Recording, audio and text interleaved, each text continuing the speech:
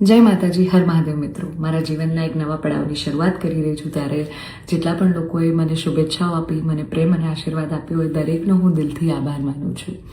રહી વાત કે મારા સગપણને લઈને છેલ્લા ઘણા સમયથી મીડિયામાં અનેક તર્ક વિતર્ક, અનેક ચર્ચાઓ ચાલી રહી છે, જેને લઈને હું અત્યાર સુધી મૌન હતી, કારણ કે વાત મારા સુધી સીમિત હતી. પણ વાત જ્યારે હવે મારા પરિવાર પર છે, મારા પિતા પર છે, ત્યારે એક દીકરી તરીકે હવે મારાથી સહન નથી થતું અને મને લાગ્યું કે હવે આજે મારે બોલવું પડશે. એક બ્રહ્મકન્યા હોવાનું, એક બ્રહ્મ દીકરી હોવાનું મને એટલું ગૌરવ છે કે જેને હું કદાચ શબ્દોમાં નહીં વર્ણવી શકું. અને હું અહીંયા સુધી પહોંચી છું એના માટે શિક્ષિત અને સમજણી જે બ્રહ્મશક્તિઓ છે, બ્રહ્મ સમાજના લોકો છે, એમનો ખૂબ ખૂબ ફાળો રહ્યો છે મારી આ જર્નીમાં. અને હું તો નસીબદાર છું કે મને 18 વર્ણના લોકોનો પ્રેમ અને સપોર્ટ મળ્યો છે અહીંયા સુધી પહોંચવામાં. મારો પરિવાર તો છે જ, મારી ઢાલની જેમ મારા પિતા છે મને સપોર્ટ કરવામાં, પણ આપ સૌનો પણ ખૂબ ફાળો છે.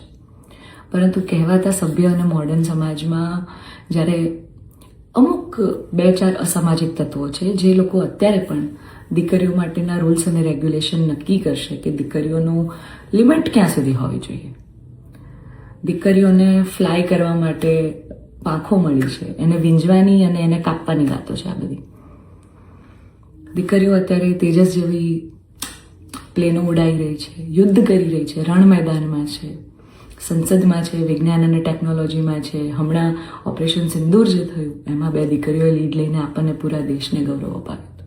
ત્યારે શું 2-4 આવા અસામાજિક તત્વો નક્કી કરશે કે એક દીકરીનો લાઈફ પાર્ટનર ચૂઝ કરવાનો શું એને હક નથી? હું બહુ નસીબદાર છું કે મને એવો પરિવારને એવા પિતા મળ્યા છે જે મારી ખુશીમાં ખુશ થાય છે અને મારા નિર્ણયને જે મેં હરખે વધાવી લીધો છે. કારણ કે ઓફકોર્સ હું એક એવા પરિવારમાં જઈ રહી છું કે જે આખો ભક્તિમય પરિવાર છે. બહુ જ પરિવારના લોકો અને મારો પાર્ટનર મને એટલો પ્રેમ કરે છે કે જેમને હું જે છું, જેવી છું, જે પણ છું, મને ખૂબ આદરથી, સત્કારથી એ લોકો સ્વીકારી છે.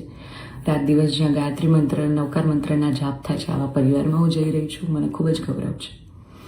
એટલે હું તમામ બ્રહ્મશક્તિઓ, સમજણી અને શિક્ષિત જે લોકો છે, બાકીના લોકોના મગજમાં નહીં ઉતરે કદાચ આવા, પણ જે લોકો શિક્ષિત છે, સમજુ છે, એ લોકોને હું નમ્ર વિનંતી કરું છું કે આવા 2-4 જે અસામાજિક તત્વો છે ને, કે જે દીકરીઓની પાંખોને કાપવાની વાતો કરી રહ્યા છે, પ્લીઝ એને સમાજમાંથી દૂર કરો, નકર આપણો સમાજ ક્યાંયનો નહીં રહે.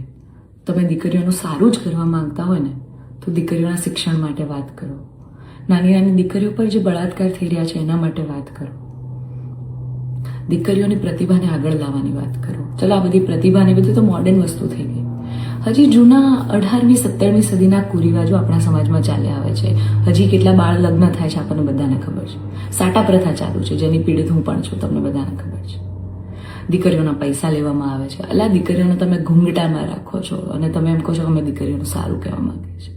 એક બાજુ દીકરીઓ તેજસ જેવી ફ્લાઇટો ઉડાઈ રહી છે, આર્મીમાં છે, નેવીમાં છે, અને એક બાજુ દીકરીઓ ઘૂંઘટામાં છે. એના પરથી જ ખબર પડી જાય છે કે ક્યાં કેટલો વિકાસ છે. હું દરેક બ્રહ્મ શક્તિઓને, બ્રહ્મ આગેવાનોને નિવેદન કરું છું, આજીજી કરું છું કે આવા અસામાજિક તત્વોને સમાજમાંથી હટાવો. જેટલા પણ લોકો હવે મારા પરિવાર વિરુદ્ધ કંઈ પણ પોસ્ટિંગ કરશે, કમેન્ટ કરશે, એમના વિરુદ્ધ હું કાયદેસરના પગલાં લઈશ. કારણ કે એક દીકરી તરીકે, બ્રહ્મકન્યા તરીકે, જ્ઞાતિના નીતિ નિયમો પ્રમાણે જ્યારે હું ચાલતી હતી ત્યારે નાતના જ કોઈક લોકોએ મારા પરિવાર પર ચીટ કર્યું, અમને અંધારામાં રાખ્યા. એક દીકરી એક સગપણમાં હોય અને તો પણ બીજી સમાજમાં ક્યાંક લગ્ન કરી લે, તમને 2-2 વર્ષ સુધી છુપાવે, તમને ક્યાંય નહીં. તો જ્યારે આ આફત આવી ત્યારે મેં નક્કી કર્યું કે ભાઈ હું આ રિલેશનમાં નહીં રહું. મેં મારા પરિવાર માટે સ્ટેન્ડ લીધું. અને કોઈ છોકરાને શું, જ્યારે પરિવાર માટે અને મારા પિતા પર જ્યારે વાત આવશે ને ત્યારે હું ભગવાનને પણ છોડવાની તાકાત ધરાવું છું. એ દીકરી છું હું, બરાબર છે? એટલે આપ સૌને નમ્ર વિનંતી છે કે જેમ દેશની દરેક દીકરીઓ પોતાના જીવનની શરૂઆત કરે છે, એમ મેં પણ એક શરૂઆત કરી છે. આને પહેલાં તો કોઈ વિશેષ મોટો મુદ્દો બનાવવાની જરૂર નથી. અને આવા જે અસામાજિક તત્વો છે